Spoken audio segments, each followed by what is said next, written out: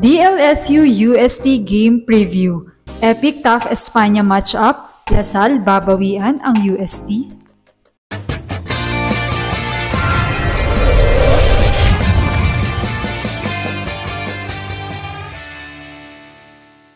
What's up, Volleyball Nation? Welcome back to my YouTube channel. Narito ako para magbigay sa inyo ng updates tungkol sa mundo ng volleyball. Pero bago yan, don't forget to subscribe and hit the notification bell para updated ka sa aking mga videos.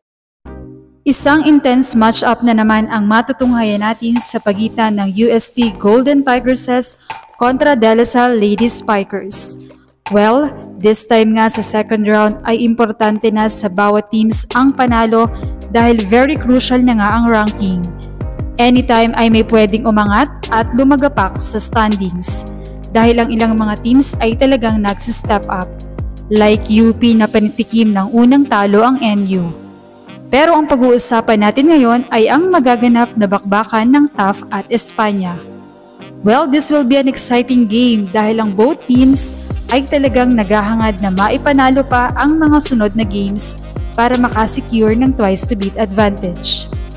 For UST, ay kailangan nila ang game na ito since may kapaitan ang pagtatapos nila ng round 1 matapos silang talunin ng NU, habang sa pagpasok naman ng round 2 ay pinatikim agad uli sila ng FEU ng talo. Kaya naman magandang hugot ito sa kanilang laban. And for DLSU, ay kailangan nilang i-keep ang momentum na meron sila upang maipatuloy din ang kanilang kampanya na masecure ang twice-to-beat advantage. Well, for both teams naman ay hindi magiging madali ang laban na ito. Sa nakaraan ngang match-up ng dalawang koponan noong round 1 ay talagang dikit at intense dahil nga umabot ito ng 5th set. Well, hindi naman talaga tayo binibigo ng UST at DLSU match-up sa tuwing maghaharap sila. Sa attacking department nga ay halos hindi nagkakalayo ang dalawang team. DLSU tallied 52 spikes, having 27.80 success rate, while UST tallied 59 spikes with 29.64 success rate.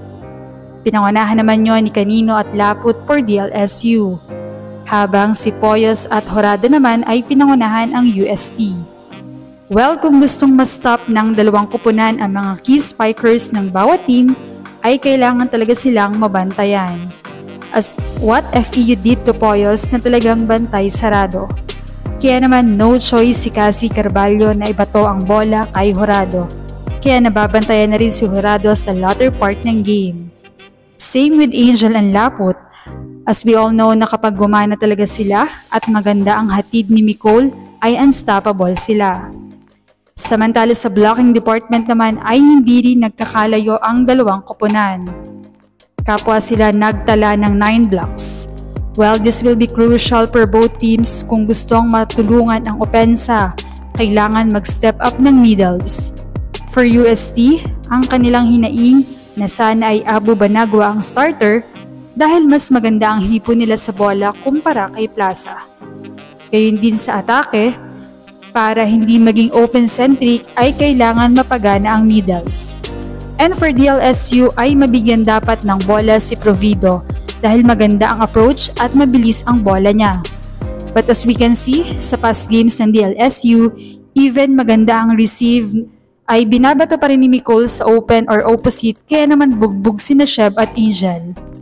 Para naman sa service ay minaximize ito ng DLSU as they tallied 10 service aces compared to UST's 2 aces noong round 1. While this is a manifestation na talagang kailangan ding maging consistent ni Det dahil napapansin ngayon na talagang nalalapagan na siya ng bola.